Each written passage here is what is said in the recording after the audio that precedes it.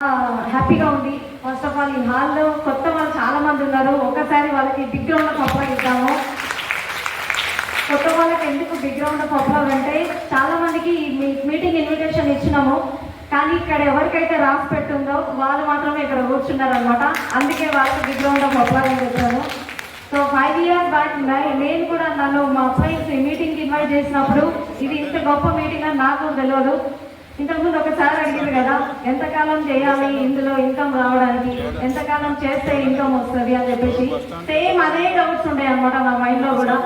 So తర్వాత జర్నీలో అర్థమవుతుంది 100% అందరికీ. సో ఇక్కడ నేను చిన్న స్టోరీ, రియల్ స్టోరీ మీకు షేర్ చేసుకుంటాను. ఈ స్టోరీ మీకు అర్థమైందంటే 100% ఈ బిజినెస్ మీరు స్ట్రాంగ్గా తీసుకుంటారు.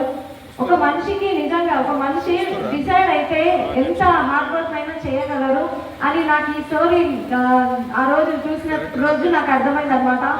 సో ఒక విలేజ్ లో బీహార్ అనే విలేజ్ లో బీహార్లో ఒక విలేజ్ ఉందన్నమాట. ఆ విలేజ్ లో ఒక డైలీ లేబర్ ఫ్యామిలీ కంప్లీట్ గా పూర్ బ్యాక్గ్రౌండ్ అనమాట. సో చాలా మారుమూల గ్రామం అది. అయితే 26 years పర్సన్ ఒక పర్సన్, సో అతనికి మ్యారేజ్ అయింది. వాళ్ళ మేడం ప్రెగ్నెన్సీ అంటే 9 months ఉందన్నమాట. డెలివరీ టైం వచ్చింది. సో వాళ్ళు హాస్పిటల్కి వెళ్ళాలంటే 75 kilometers జర్నీ చేయాలి. 75 kilometers. సో వాళ్ళ గ్రామం చుట్టూ ఎటువైపు కూడా హాస్పిటల్ సర్వీస్ అనేది లేదు. సో 75 kilometers అది ఎటు చేయలేని పరిస్థితి. ఆ పర్సన్ వాళ్ళ మేడంని తీసుకొని వెళ్తున్నారు. సో అప్పట్లో కూడా అంటే కొంత దూరం వెళ్ళిన తర్వాత ఏంటంటే చాలా పెయిన్స్ ఎక్కువైపోయి కడుపులో ఉన్న పాప, ఆ మేడం వాళ్ళ వైఫ్ ఇద్దరు కూడా చనిపోయారు.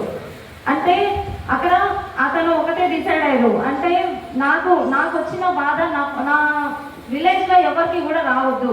ఎందుకు చనిపోయింది? ఆ రోజు అతను కూర్చొని ఆలోచించినప్పుడు వైద్యం సరైన టైంలో అందలేకనే నా భార్య నా బేబీ అనేది చనిపోవడం జరిగింది.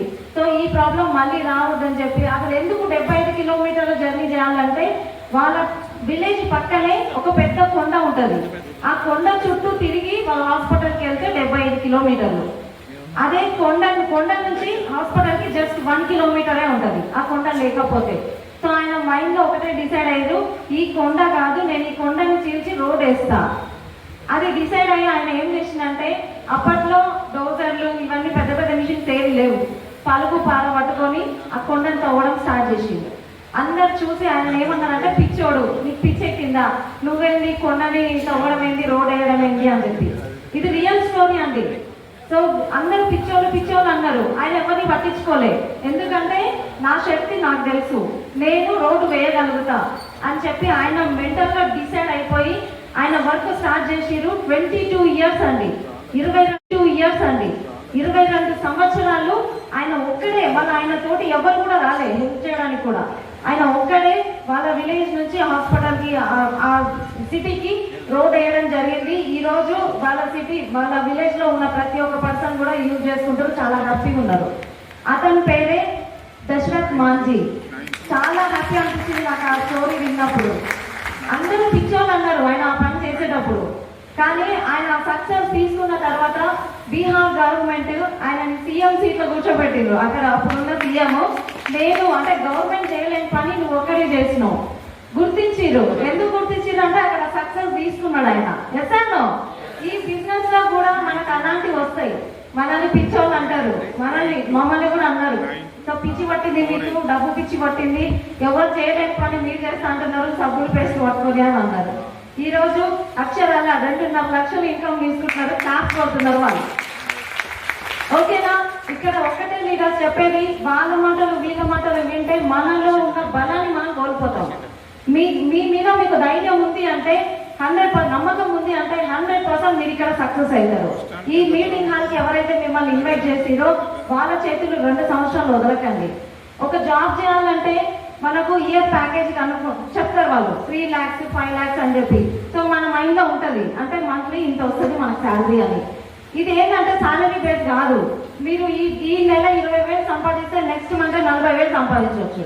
మీరు ఎంత పని చేస్తే మీకు అంత ఇన్కమ్ వస్తుంది. సో జెన్యూన్ గా 20 సంవత్సరాల నుంచి ఉన్న బిజినెస్ ఇది.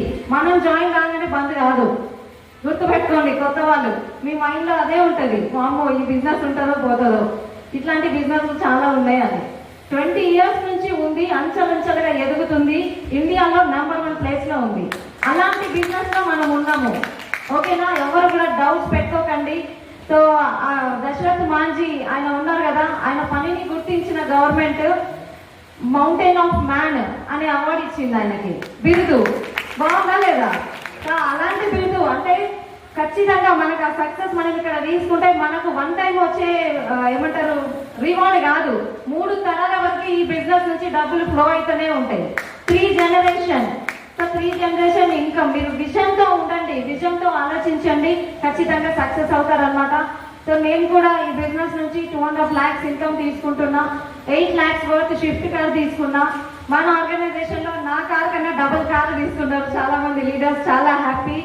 అండ్ ఇక్కడ మనం ఒకరం సంపాదించడం, మనం సక్సెస్ అవ్వడం కాదు, సంపాదించుకునే అవకాశాన్ని జనాలకు ఇస్తున్నాం. చాలా గర్వంగా మనం ఈ పని చేయాలి. అండ్ ఇంతకుముందు ఇమాం సార్ ఒక వండర్ఫుల్ వర్డ్ చెప్పారు. గవర్నమెంట్ ఎంప్లాయ్, ఒకప్పుడు గవర్నమెంట్ జాబ్ అంటే నాకు కూడా పిచ్చి.